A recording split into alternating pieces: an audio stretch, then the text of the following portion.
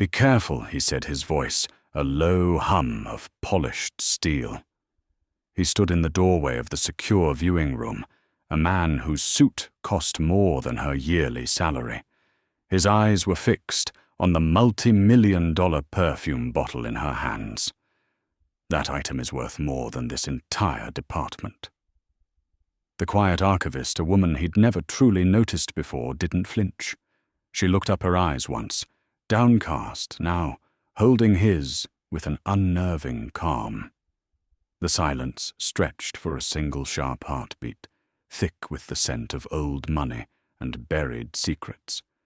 Then she delivered a line that threatened to shatter his entire world. "This fortune," she whispered the words precise and devastating, "is a fake." If this story touches you, please consider liking this video and subscribing to our channel for more. In the hushed, climate-controlled halls of Christie & Sons, a cathedral of forgotten treasures, Julian Croft felt the familiar weight of his own legacy settling upon him. It was a pressure as cold and unyielding as the polished marble under his $1,000 shoes.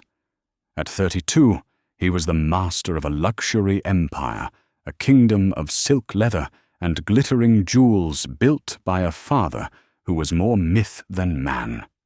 But lately, the throne felt less like a seat of power and more like a gilded cage. He stood in a private viewing room or the city of New York, a silent, sprawling tapestry beyond the floor-to-ceiling window. On a velvet pedestal before him sat his potential salvation, a single star-dusted bottle of perfume known as L'Étoile Perdue, the lost star. It was the last known bottle from a rival house that had vanished a century ago, and its formula was the stuff of legend. The auction was in 2 hours. His team of marketing experts, data analysts and chemists, a small army of the best minds money could buy, had assured him that acquiring this bottle was the key. It was the answer to the soulless, technically perfect fragrances his own company kept producing. Croft Legacy had precision, it had market share, but it had lost its heart.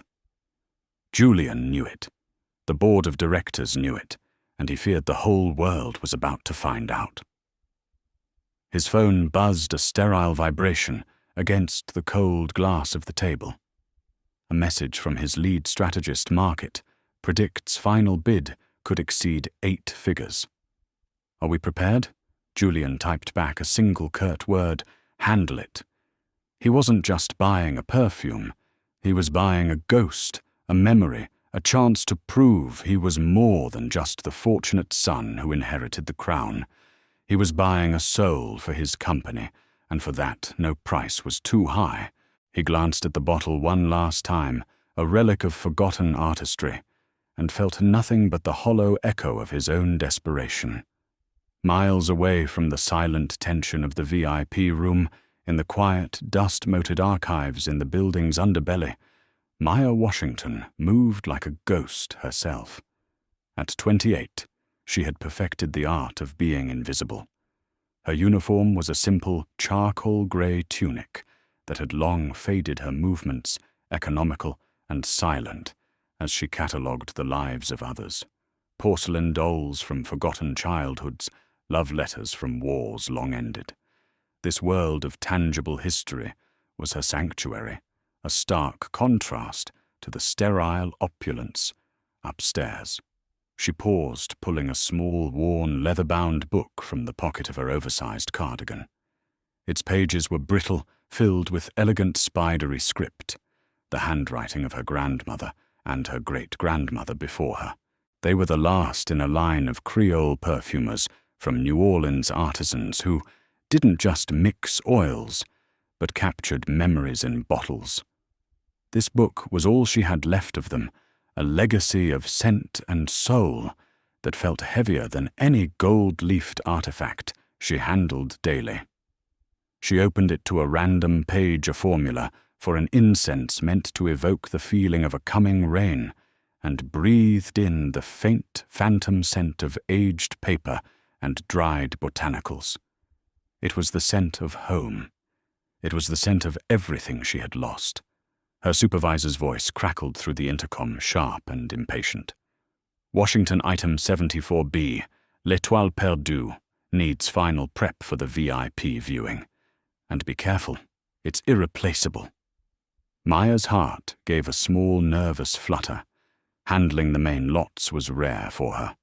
She meticulously followed the protocol, her gloved hands steady as she lifted the heavy climate-controlled case and carried it to the prep station under the harsh white light.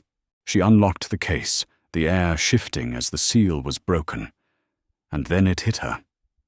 It wasn't a powerful fragrance. It was a whisper, a trace element in the air so faint that anyone else would have missed it. But to Maya it was as loud as a scream. Her entire body went rigid. The world around her, the hum of the ventilation, the distant city traffic, all of it faded into a deafening silence. Her mind, a library of 1,000 scents, raced through its catalogue. It identified the top notes of synthetic bergamot, a flat, lifeless cedarwood, and a jarringly chemical base note trying to mimic ambergris. It was a competent commercial scent. A clever copy. But it was not the legend. It was not the lost star. Worse, a cold dread washed over her as she recognized a specific, flawed accord deep within the scent's structure. It was a combination she knew intimately, one that had haunted a page in her grandmother's book for years. It was from a formula her family had worked on, but abandoned because it felt in her grandmother's words like a story with a bitter ending. Her breath caught in her throat. This wasn't just a fake. This was a theft of her own history. In her shock, her elbow brushed against a small set of silver tongs, sending them clattering to the floor. The sound pierced the silence of the adjacent VIP room. Julian, startled from his thoughts, frowned in annoyance. He strode to the connecting door, ready to reprimand whichever clumsy staff member was on duty. He pushed the door open and stopped dead. He saw the archivist, the quiet woman he'd passed in the halls 100 times, without a second glance. She was staring at the priceless bottle, her dark eyes wide, with an expression he couldn't decipher. It wasn't awe. It was horror. "Is there a problem?" he asked, his voice sharp with authority. "Be careful. That item is worth more than this entire department." Maya looked up, her gaze meeting his for the first time. The fear in her eyes was suddenly replaced by a spark of something else, a fierce, protective anger, born from a legacy desecrated. The words escaped her lips before she could stop them, a whisper that carried the weight of an earthquake. "This fortune," she said, her voice trembling, "but clear, is a fake. A soul cannot be bought, only borrowed." Julian Croft's world did not accommodate anomalies. It was a universe of calculated risks, predictable outcomes, and problems that could be solved with the precise application of pressure or capital. The woman standing before him was an anomaly, a ghost in a grey tunic who had just thrown a grenade into the center of his meticulously planned universe. For a split second, disbelief was his only defense.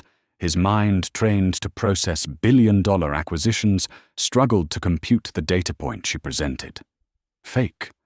The word was absurd, an affront to the layers of security expert authentication and the sheer financial weight of the institution they were standing in.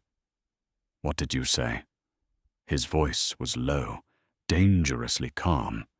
It was the tone he used right before dismantling an underperforming executive's career. Maya flinched, the fire in her eyes momentarily extinguished by a wave of self-preservation. She was an archivist. Her job was to be silent, to preserve, not to disrupt. She had spoken out of a primal instinct, a reflexive defense of her ancestors' memory. Now, facing the cold fury in the CEO's eyes, she felt the gravity of her transgression. "I apologize, Mr. Croft. I misspoke." "No," he said, stepping closer, his presence seeming to suck the very air from the sterile room. "You didn't. I saw your face. You looked at that bottle like it personally offended you. Explain. It wasn't a request. It was a command. Trapped under his intense scrutiny, Maya found her voice, again this time quieter, more measured. She didn't look at him, but at the bottle, describing what she knew. Not with opinion, but with the certainty of an expert. The olfactory signature is incorrect, she stated the technical terms feeling foreign and yet natural on her tongue. The heart notes are linear. They lack the complexity of a true pre-war Guerlain base. The citrus in the opening is too sharp, too modern. It's a masterful imitation, perhaps worth a great deal on its own merits, but it is not l'étoile perdue. Julian listened, his skepticism warring with a chilling intuition that she was right.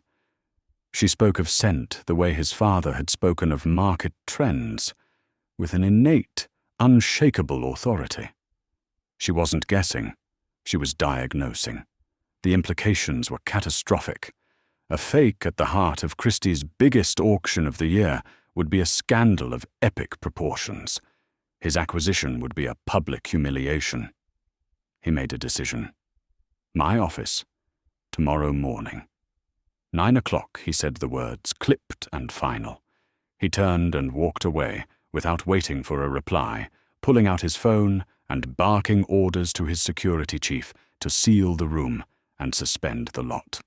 The next morning, Maya stood before the imposing glass tower of the Croft Legacy headquarters, her simple cardigan feeling utterly inadequate. The journey from the quiet archives to this pinnacle of corporate power felt like crossing an ocean. Julian's office was less a room and more a territory, a minimalist expanse of glass and steel overlooking Central Park. He didn't offer her a seat. He gestured to a sleek tablet on his desk. This is a non-disclosure agreement, and a consulting contract, he said, all business. It offers you a sum of money that I assure you is more than you will make in a decade of cataloguing artifacts. Your task is simple work with my team discreetly to identify the source of this forgery. Tell us everything you know. He saw it as a generous, elegant solution. He was giving her a life-changing opportunity in exchange for her unique and currently very valuable knowledge. Maya looked at the numbers on the screen figures, so large they seemed abstract. She felt a knot tighten in her stomach. He thought he could buy her secret, her history, the one thing that was truly hers. She shook her head, a small, almost imperceptible movement. I can't sign this. Julian's brow furrowed. I assure you the compensation is negotiable. It's not about the money, she said, her voice quiet but firm in the vast, silent office. What I know, it isn't a skill I learned in a class, Mr. Croft. It's my family's history. It's their soul. It is not for sale. The refusal hung in the air between them, a concept so foreign in Julian's world that he didn't know how to process it. Frustration warred with a grudging, infuriating respect. He had to understand. He followed her back to the auction house, back to her world, the one he had strode into with such authority the night before. He stood awkwardly in the archive room, the scent of old paper and leather clinging to the air. It was a world away from the sanitized air of his office tower. He watched as she moved with a quiet grace among the towering shelves, her hands treating each decaying manuscript with a reverence he had only ever seen people apply to his company's stock prices. He made a clumsy attempt to break the thick silence, gesturing around the room. I didn't think the fate of a luxury empire would be decided in a room this dusty. Maya paused, looking up from a fragile folio. A faint, almost imperceptible smile touched her lips. Dust is a part of history, Mr. Croft, she said, her voice even. Just like interest rates are a part of yours. It just isn't calculated quarterly. The wit of her reply, so unexpected and sharp, disarmed him completely. It was the first time anyone had challenged him without fear or flattery. In that moment, the corporate mask he wore cracked. For the first time, he spoke not as a CEO solving a problem, but as a man admitting defeat. "My brand is failing," he confessed, the words tasting like ash. "Not on paper, but in here." He tapped his chest. "It has no soul. That bottle was supposed to be a chance to find it. Now it's just another lie." He looked at her, his eyes stripped of their usual command, showing only a raw, desperate need. "I'm not trying to buy your history, Miss Washington. I'm asking to borrow your perspective. Help me find the truth. Not as a consultant, as a partner in this mess." Maya studied his face, seeing past the billion-dollar suit to the exhausted man beneath. He didn't understand her world, not yet, but he was finally speaking a language she recognized, the language of a legacy at risk. It was a fragile bridge between their two worlds, but it was a bridge nonetheless. "All right, Mr. Croft." She said the words, feeling both dangerous and inevitable. A partnership. A legacy is a ghost waiting for the right person to tell its story. Their partnership began not in a boardroom, but in the hushed, sepulchral silence of the archives. The change in venue was a subtle but profound shift in power. Here, amidst the towering shelves of forgotten histories, Julian Croft was no longer a king in his castle. He was an intruder in hers. The crisp, authoritative lines of his suit seemed out of place against the soft, crumbling edges of aged leather and paper. He moved with a cautious stiffness, as if afraid the slightest misstep might disturb the ghosts who dwelled there. Maya, however, was transformed. In her own domain, the hesitant, almost apologetic demeanor she wore upstairs evaporated, replaced by the quiet confidence of a master craftsman. She laid her grandmother's formula book on a heavy oak table, its worn cover a stark contrast to the glossy tablet Julian had placed beside it. For the first 2 days they spoke little. Their work was a silent dialogue, a dance between old world and new. He would pull up digital manifests from the 70s, his fingers flying across the glass screen, while she would turn the fragile handwritten pages of her book, her gloved finger, tracing a family history written in measurements of rose absolute and vetiver oil. Julian found himself watching her more than the screen. He was a man accustomed to data, to spreadsheets that quantified desired and predicted profit. He had never witnessed creation as an act of ancestral communion. When Maya identified a potential ingredient, she didn't just read the name. She would close her eyes, her expression distant, as if she were tasting a memory. She spoke of scents in a language he had never heard. A particular type of sandalwood wasn't just a raw material. It was, in her words, the scent of evening prayers in a dry climate. The bergamot used in the fake perfume was a shout where it should have been a whisper. He was utterly captivated. This wasn't the calculated analysis of his chemists. It was a form of artistry so profound it felt like a second sight. He was witnessing the soul he had been so desperately trying to manufacture. On the 3rd day, a breakthrough. Julian isolated a list of suppliers who had provided raw materials to the rival perfume house in the years before it collapsed. As he read the names aloud, Maya stopped him at one Lafayette Botanicals, New Orleans. Her finger traced a line in her grandmother's book.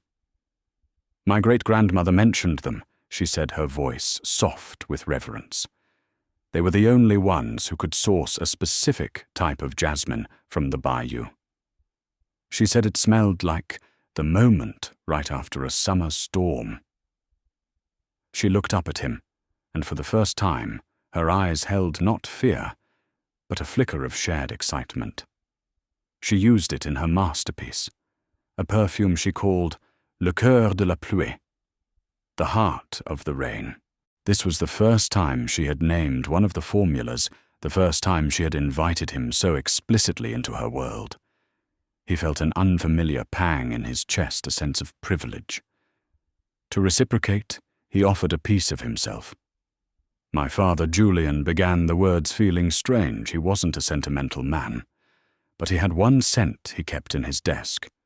Not a cologne, just a small vial of oil. He said it was orris root. He called it the smell of honest dirt. It was a small, almost meaningless memory, but in the quiet of the archives, it felt like a confession. He was telling her that his father, the corporate titan, also had a secret language of scent. For a moment, they weren't a CEO and an archivist. They were just two people haunted and defined by the legacies of those who came before them. The moment of connection made Julian bolder, and with boldness came his innate clumsiness in this delicate world. Reaching for an old supplier ledger on a high shelf, his sleeve caught on a small porcelain tray of dried botanicals, sending it skittering toward the edge of the table. He lunged, catching it just before it fell his face, flushing with embarrassment.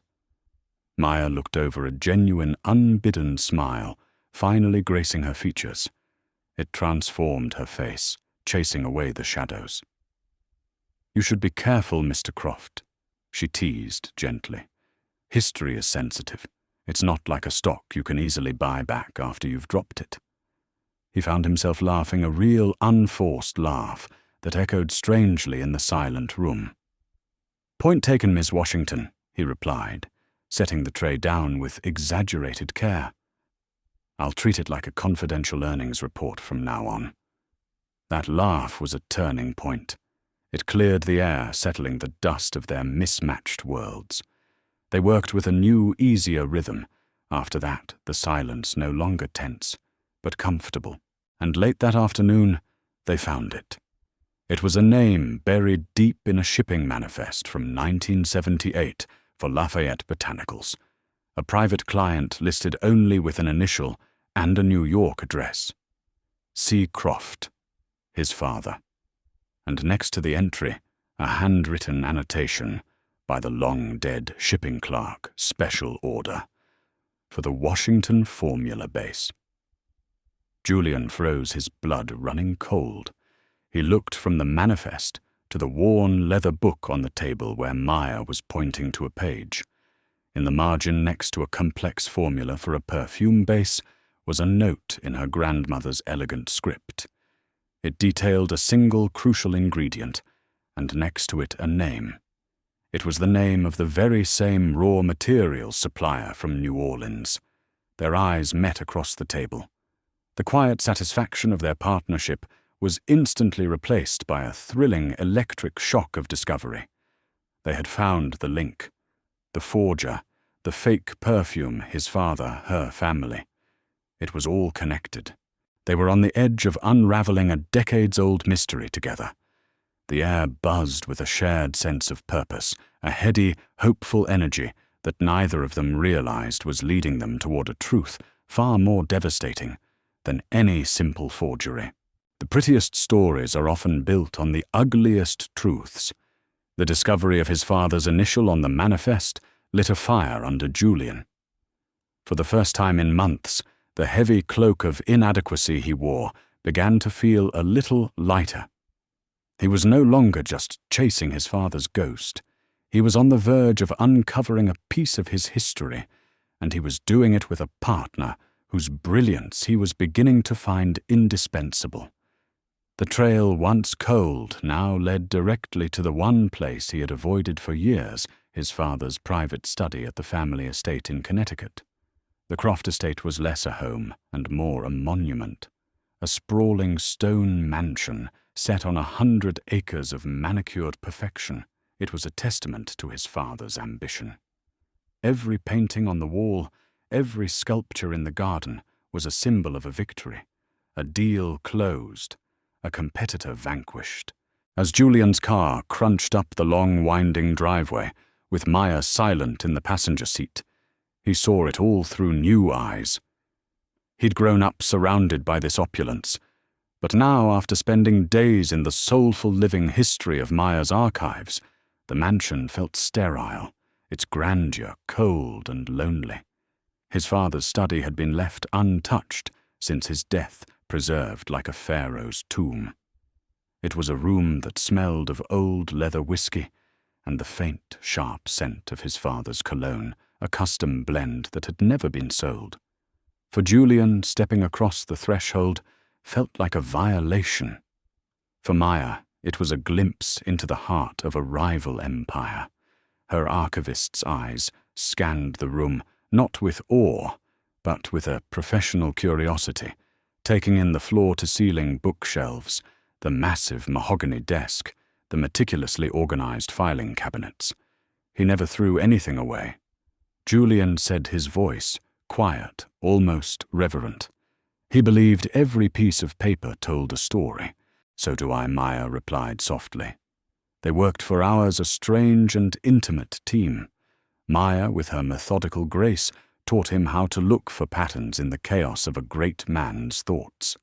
She showed him how to read the faint indentations on a page where a note had been clipped, how to check the watermarks on paper to determine a year. He in turn provided the context explaining the names of shell corporations, the context of old deals. He found himself admiring the way her mind worked, the focused intensity in her eyes. The initial transactional nature of their partnership had completely dissolved, replaced by a genuine collaborative energy. They were equals, hunting the same ghost. As the afternoon light slanted through the tall, mullioned windows, Julian found a series of old travel journals. He opened one from the late 70s and found what they were looking for, multiple entries detailing trips to New Orleans. His father wrote about the city's vibrant culture, its music, its food, and then a single chilling line that made Julian's blood run cold. Met with the Washingtons today, a family of artisans, talented but naive. Their formulas have potential, but their business sense is lacking. A knot of dread began to form in Julian's stomach. This was no longer a simple investigation into a forgery. This was something deeper, something coiled around the very roots of his family tree. Maya, he said, his voice strained, I think you should see this. As she read the entry, he watched her face. He saw not triumph, but a quiet, profound sadness. My grandmother used to say, a New Orleans businessman promised her the world, she whispered. He told her he would take her family's perfumes to New York, make them famous. They trusted him. At that moment, Julian's hand, searching the back of the bookshelf his father had referenced, brushed against a section of wood that felt different. It gave way with a soft click, revealing not a book, but the cold steel dial of a hidden safe. He knew with a certainty that terrified him that the final answer was in sight. His hands trembled as he worked the combination, one he remembered from his childhood. The heavy door swung open with a low groan. It contained no jewels, no cash, no secret formulas for l'étoile perdue. It held only a single, thick leather ledger and a stack of legal documents bound in twine. Julian lifted the ledger onto the desk. The title on the first page read, Project Nightingale Acquisition and Asset Reallocation. He began to read, and his world ended. It was all there, detailed in his father's cold, precise handwriting. It wasn't an investigation into a rival's secrets. It was a blueprint for a corporate execution. Project Nightingale was the code name for the systematic, ruthless dismantling of a small family-owned company called Washington Creations. He saw the contracts with predatory clauses, the manipulated supply chains designed to starve them of resources, the legal notices that bled them dry. He saw copies of desperate pleading letters from Maya's great-grandmother and his father's callous, dismissive replies. The final document was a deed of sale, transferring all of Washington Creations' intellectual property, their formulas, their name, their very soul, to a shell corporation owned by Croft Legacy for a pittance. The date on the document was just 3 months before the launch of his father's first legendary perfume, the one that had built their empire. The air left Julian's lungs, the foundation of his life, the myth of his brilliant, honorable father, the legacy he was trying so desperately to uphold. It was all a lie built on the ruins of her family. He looked up from the ledger, his face ashen. Maya was across the room, carefully examining an old photograph. She'd found a smile of nostalgic curiosity on her face. She was still full of hope, still believing they were on the verge of restoring her family's honor. And he, Julian Croft, was holding the proof that his father was the one who had destroyed it. The silence in the room was absolute, broken only by the frantic silent screaming in his own head. The heaviest truths are spoken in the quietest rooms. Time seemed to warp in the silence of the study, stretching and compressing around the terrible gravity of the ledger on the desk. To Julian, each tick of the grandfather clock in the hall sounded like a hammer blow, counting down the seconds of his life as he had known it. The air, once filled with the hopeful energy of their collaboration, was now thick and suffocating with the sins of his father. "Did you find something?" Maya's voice, bright with curiosity, cut through his internal chaos. She walked over from the other side of the room, that lovely, rare smile still gracing her lips. She was holding the old photograph she'd found. "I think this is my great-grandmother," she said, her voice full of wonder. "Standing in front of her shop in the French Quarter. I've never seen a picture of it before." She held it out to him, an offering of shared history, a puzzle piece she thought they were solving together. Julian looked from the image of the proud, hopeful woman in the photograph to the cold, clinical contracts in the ledger that detailed her ruin. He felt a wave of nausea so profound he had to grip the edge of the desk to steady himself. Her smile, so pure and genuine just a moment ago now, felt like a hot brand on his conscience. He couldn't let her live in that hopeful illusion for 1 second longer. The lie was too monstrous. "Maya," he began, and the sound of his own voice was foreign, a stranger's rasp. He couldn't meet her eyes. He simply pushed the open ledger across the polished mahogany surface toward her. "You should read this." Her smile faltered, replaced by a look of confusion. She glanced at him, then down at the book. She saw the title Project Nightingale, and her brow furrowed. "What is this?" "An old acquisition file." She began to read, her finger tracing the first few lines, her expression still one of professional curiosity. Julian watched as the story unfolded on her face. He saw the precise moment her clinical interest turned to bewilderment. He saw her eyes scan a familiar name, Washington Creations, and then reread it as if the letters themselves might rearrange into something that made sense. He saw her lean closer, her body tensing as she absorbed the cold, legal terminology detailing asset stripping and leveraged buyouts. I don't understand," she whispered, her gaze flicking up to him, searching for an explanation. "This has to be a different family. A coincidence."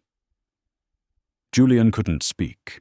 He could only shake his head, a slow, single movement that felt like it cost him everything. That small gesture was all the confirmation she needed. She turned back to the ledger, her hands now trembling as she flipped through the pages.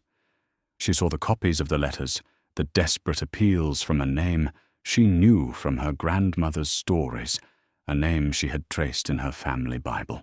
And she saw the replies signed with the elegant, dismissive flourish of C. Croft. Each page was a nail being hammered into the coffin of her history. The story wasn't that a competitor had crushed them.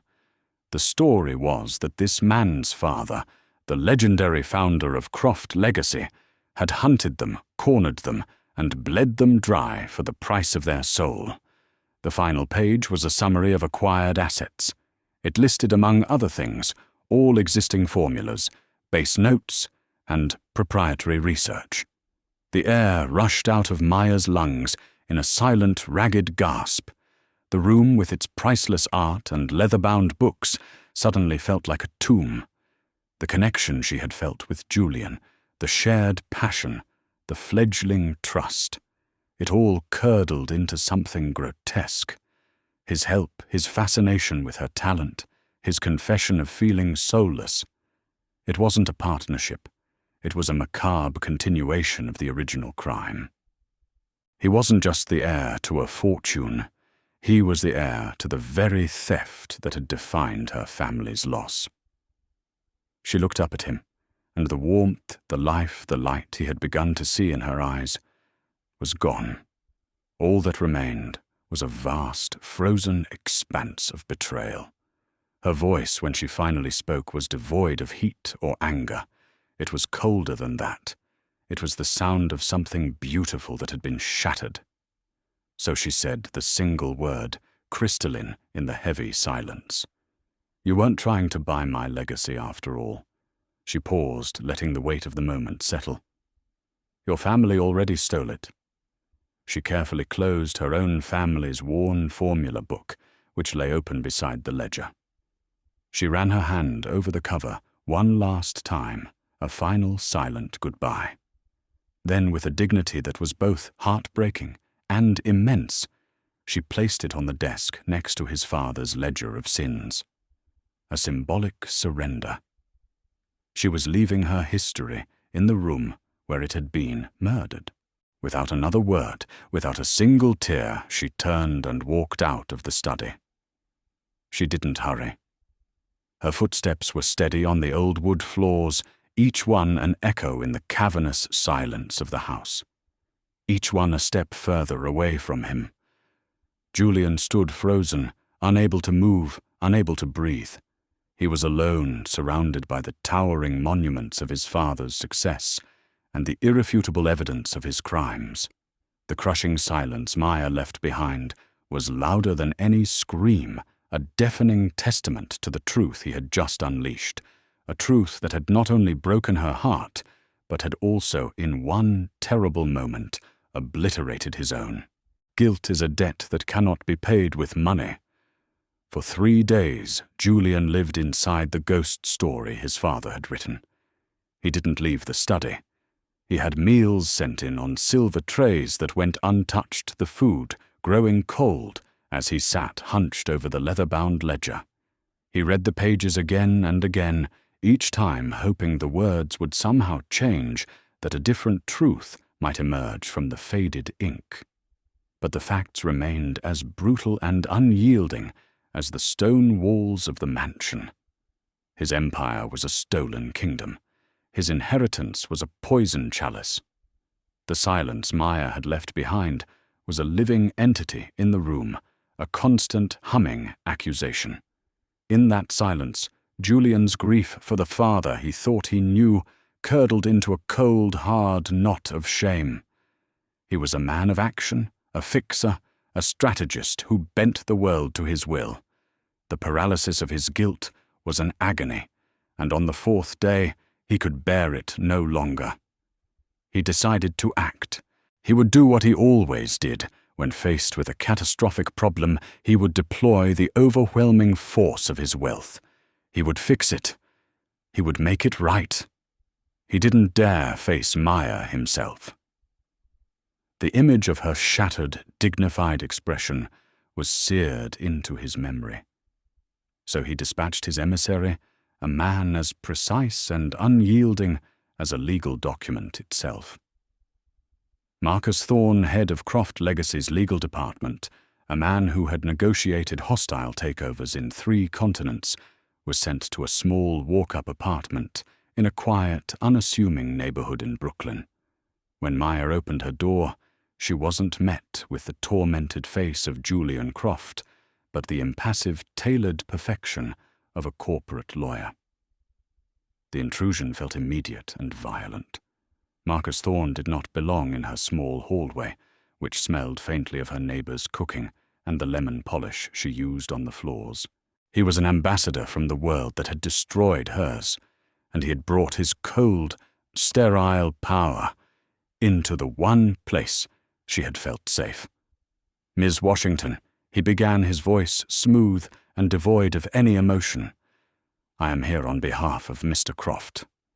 He wishes to express his deepest, most sincere apologies for the historical actions of his father and the Croft Corporation." He presented her with a heavy, embossed folder. Inside was a proposal of breathtaking scale. It was not a simple check. It was a comprehensive, legally binding settlement, designed to be irrefusable. It detailed the creation of a 7-figure trust fund in her name. It included the deed to a small, beautifully restored commercial property in the French Quarter of New Orleans, a property Marcus Thorne explained had been the original location of her great-grandmother's shop. Julian had bought it back.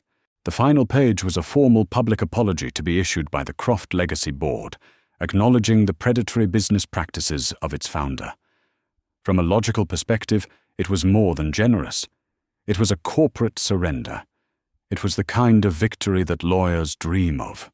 Marcus Thorne expected tears, relief, or at the very least a stunned acceptance.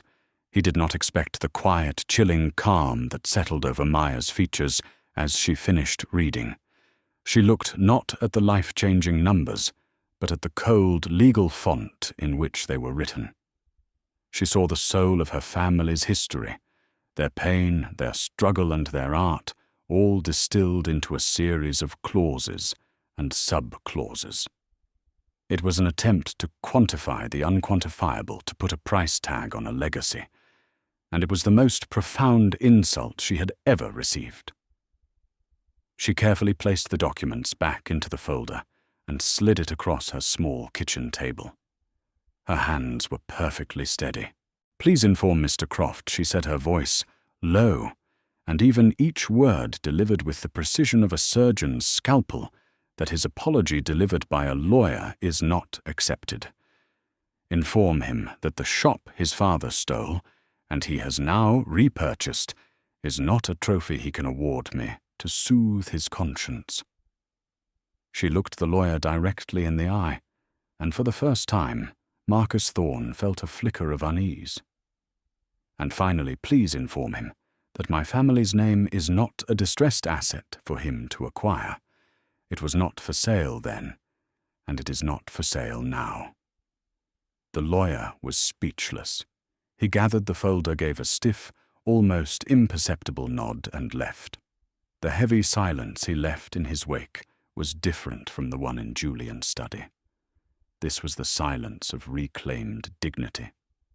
Maya stood alone in her small apartment, her heart a tangled knot of grief and a strange, bitter pride. She had refused a fortune. She had refused an easy peace. But she had protected the one thing. She had left the integrity of her family's story. Back at the estate, Julian listened to Marcus Thorne's report over the phone. He had his lawyer repeat Maya's exact words 3 times. "My family's name is not a distressed asset." The phrase struck him with the force of a physical blow. In that moment, he finally truly understood. He had sent an army to solve a problem of the heart. He had tried to put a bandage on a soul-deep wound with the only tool he had ever trusted, money, and in doing so, had only poured salt in it. His wealth, his power, the very foundations of his identity were utterly useless. He couldn't buy his way out of this. He couldn't delegate remorse. He slumped into his father's enormous leather chair, the grand study suddenly feeling like a prison of his own making. The path to redemption was not a transaction. It was a pilgrimage. And for the first time in his life, Julian Croft had no idea which way to go. Forgiveness isn't given. It is answered. In the weeks that followed, Maya built a fortress of solitude around herself. She quit her job at Christie's, the act of writing her resignation letter, a final cleansing severance from the world of gilded cages. Her small Brooklyn apartment, once just a place to sleep, became her entire world, a laboratory, a sanctuary, and a temple to the memory of her ancestors. The silence was no longer empty. It was filled with purpose. She used what little savings she had to purchase small quantities of essential oils and raw botanicals, her kitchen table slowly transforming into an alchemist's workshop. She worked from her grandmother's book, starting with the simplest formulas. She resurrected the scent of her family's Sunday morning incense, a warm, comforting blend of sandalwood and cardamom. She recreated the light citrus and magnolia water her great-aunt used to wear. Each small success was a victory against the crushing weight of the past, a quiet act of defiance. But it was a struggle. The finest ingredients were beyond her reach, and her attempts to recreate the more complex formulas were frustratingly incomplete. The ghost of her family's greatest unfinished masterpiece, the one requiring a key ingredient so rare it was almost mythical, mocked her from the pages of the book. She was keeping the embers of her legacy alive, but she knew she didn't have the resources to start a fire. Meanwhile, Julian Croft had vanished. He stopped answering calls from his board, ignored 100 urgent emails a day, and left the running of his empire to his bewildered subordinates. He had retreated from the world of commerce and embarked on a singular, obsessive pilgrimage. His father had built an empire by acquiring assets. Julian would begin his atonement by pursuing a ghost. He wasn't trying to solve a problem anymore. He was answering a question. In Maya's book, her grandmother had written about her ultimate creation, a perfume she'd called L'âme perdue, the lost soul. It was designed to capture the scent of memory itself. The formula was nearly complete, except for one impossible ingredient, the queen of the night orchid, a flower that bloomed for a single night in a remote, almost inaccessible region of the Madagascar highlands, and was rumored to hold the scent of both profound joy and profound grief. His father's acquisition had happened just before her family could fund an expedition to find it. Julian, using his immense resources not for profit, but for penance, dedicated himself to this singular task. He chartered private planes, hired grizzled local guides, and met with eccentric botanists in humid, far-flung research stations. He traded the comfort of his private jet for the bone-jarring rattle of a jeep on a muddy track. He swapped his tailored suits for practical sweat-stained khakis. He was no longer a CEO. He was a hunter, searching for the one ingredient that could make a shattered legacy whole again. One cool autumn evening, a month after she had last seen him, there was a soft knock on Maya's door. She opened it to find Julian Croft standing in her hallway. He looked utterly transformed. The impeccable, almost armored polish was gone. He was thinner, his face tanned by a foreign sun, his hair unruly, and his eyes, once so full of command, now held only a deep, quiet weariness and a flicker of desperate hope. He wasn't holding a folder or a contract. In his hands, he carried a single, sleek, climate-controlled case. He didn't speak at first. He simply stepped inside, placed the case on her small kitchen table and opened it. Inside, nestled on a bed of black velvet, lay a single perfect blossom. It was an orchid of impossible beauty, its petals the color of twilight, still shimmering with a faint dew. The air in the small apartment was instantly transformed by a fragrance so complex and beautiful, it felt like a living presence. It smelled of rainfall and starlight, of first loves and last goodbyes. It was the scent of joy and grief intertwined. It was the queen of the night. Maya stared at the flower, her heart hammering against her ribs.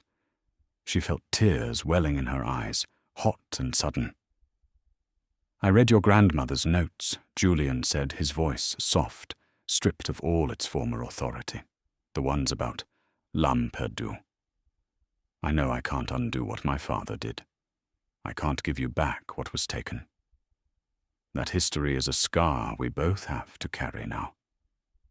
He looked at her, his gaze direct and unflinching. But I didn't come here to ask for your forgiveness. I came to return this. He gestured to the flower. Your grandmother's formula deserved to be finished. Your family's story deserves to be told completely. This was not the act of a man trying to buy his way out of guilt. This was the act of a man who had journeyed to the end of the earth to honor a legacy that wasn't his own. It was a gesture so selfless, so profound, that it bypassed all of Maya's defenses. The fortress of anger and hurt she had built around her heart began to crumble. She looked from the impossible flower to the exhausted man who had brought it to her. She saw the cost of his pilgrimage in the lines around his eyes. And in that moment, she made a choice. Without a word, she turned to her small workbench, picked up a clean glass beaker, and set it down next to the orchid. It was an invitation, an acceptance. Julian gave a slow, grateful nod. He carefully lifted the delicate blossom from its case. The chapter of their story that had been about a crime was over, and a new one about resurrection was just beginning. In the quiet of a small Brooklyn kitchen surrounded by the ghosts of their shared, painful history, they prepared to bring a lost soul back to life. The best apologies aren't spoken, they are built. The months that followed were a quiet alchemy. In the small sunlit space of Maya's Brooklyn apartment, a world away from corporate boardrooms, l'âme perdue was born. It was more than a perfume. It was a resurrection. Working side by side, they distilled not just the essence of a rare flower, but the very stories held within Maya's family book. The final creation was breathtaking. It opened with a note of gentle sorrow, the damp earth and petrichor of her grandmother's imagined reign, then blossomed into the impossible radiant joy of the queen of the night orchid, before finally settling into a warm, resilient base of amber and sandalwood. It was a fragrance that didn't just sit on the skin. It unfolded like a life story. Between them, a new language had formed. It was a language of shared glances across a table of glass beakers, of comfortable silences, of a mutual respect so profound it needed no words. The romantic tension was a quiet humming current beneath the surface of their shared work, but neither of them dared to name it. The mission was too sacred. First, they had to honor the past.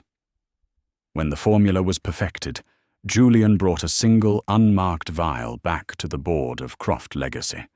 The reaction was electric. His team of chemists was baffled by its complexity.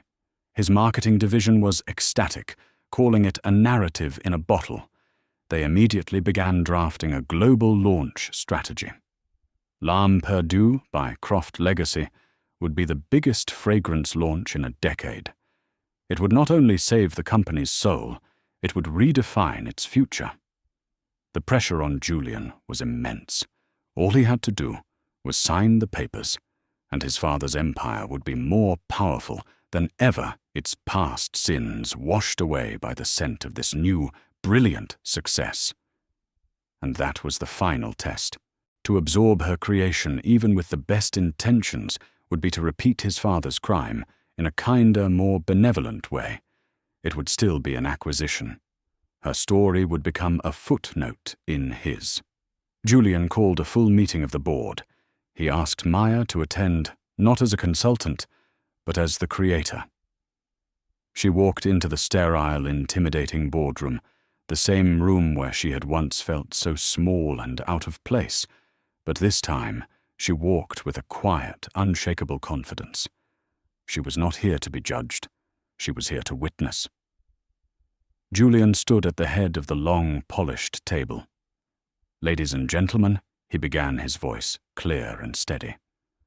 You have all experienced l'âme perdue. You are all correct in your assessment that it is a masterpiece, and that is why it will not be the next fragrance from Croft Legacy. A stunned silence fell over the room. Murmurs of confusion rippled through the assembled executives. Julian continued his gaze, finding Myers across the room. This fragrance is not an asset to be absorbed into our portfolio. It is a legacy to be restored. Croft Legacy's involvement will not be one of ownership, but of partnership and atonement. He clicked a button, and the large screen behind him lit up not with the Croft logo, but with an elegant, simple script. Therefore he announced, his voice ringing with conviction, I am proud to announce that Croft Legacy will be providing the initial seed capital manufacturing and global distribution support for the launch of a new independent luxury perfume house. A house that will be under the full creative control and majority ownership of its founder. He paused, letting the weight of his words settle. Please welcome Washington Perfumes. It was a revolution disguised as a business plan. It was his final public act of redemption, using the full force of his empire not to conquer, but to empower. He was correcting a historical wrong, not by hiding it, but by building a monument to the very legacy his father had tried to erase. The launch party for Washington Perfumes was the most talked-about event of the New York social season. Held in the grand hall of the city's botanical garden, the air was thick with the scent of l'âme perdue and the buzz of excitement. At the center of it all was Maya. She stood on a small stage, radiant in a simple, elegant gown, no longer the invisible archivist, but a commanding presence. She told her story. The story of her family, of a lost art, of a legacy reborn. She spoke of history of memory, and of how the most beautiful things can grow from the most painful truths. Julian stood in the back of the crowd watching her. He felt a sense of peace so profound it almost brought him to his knees. He hadn't just saved his company's soul. He had found his own by helping her reclaim hers. Their eyes met across the crowded room, and in that shared glance a silent promise was made. A promise of a future built not on a fairy tale ending, but on a foundation of hard-won, honest truth. Later, when the cameras had gone, and the crowd had thinned to only close friends, he found her by a quiet fountain. So he said, a warm, gentle smile playing on his lips. What's next for the great Washington Perfumes? Madam Founder Maya turned to him, her eyes sparkling with a light he had never seen before. Well, she said, her tone mock serious. First on the agenda is finding a new chief financial officer, one who isn't afraid of the expense reports for flower-finding expeditions. She paused, her smile widening.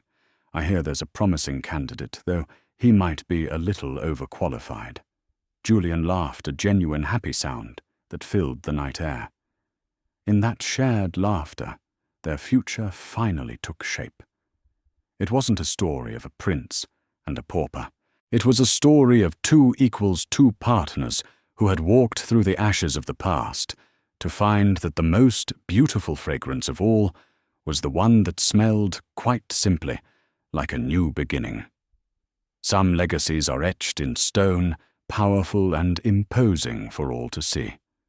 But others are carried in the air, as delicate and as persistent as a forgotten fragrance, whispering the truths that history books often leave unwritten. Julian and Maya's journey reminds us that our heaviest inheritances are not money or power, but the stories we are told about where we come from. And what happens when we discover those stories are a beautiful lie. Perhaps the truest apology is not an act of saying, but an act of building. It is the quiet courage to use our power not to cover the wounds of the past, but to help them finally, truly heal. We would be honored to read your own reflections. Was there a moment in this story that stayed with you? Please share your thoughts with our community in the comments below. If narratives that explore the complexities of the human heart are what you value, your support through a like and a subscription allows us to continue this journey together. Thank you for your time. Until the next story.